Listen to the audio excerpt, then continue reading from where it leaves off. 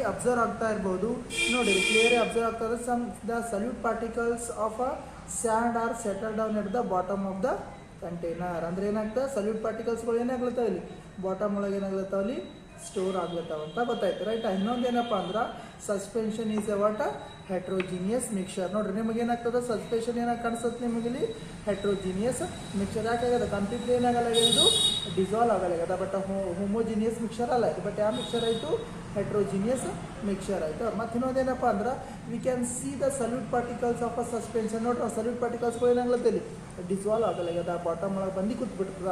So ನಾವೇನು clearly observe ಆಗ್ಬೋದು ಅಂತ ಹೇಳ್ತೇವೆ. ಏನಾಯ್ತು, ಫಸ್ಟ್ ಪಾಯಿಂಟ್ ಏನು ಹೇಳಿದ್ರಿ, the suspension is a heterogeneous mixer. ಇದೊಂದು ಹೆಟ್ರೋಜಿನಿಯಸ್ ಮಿಕ್ಸರ್ ಅದಂತ ಗೊತ್ತಾಯ್ತು ರೀ. We can see the particles of the water suspension. So we can see the salute particles of a suspension with our naked ice.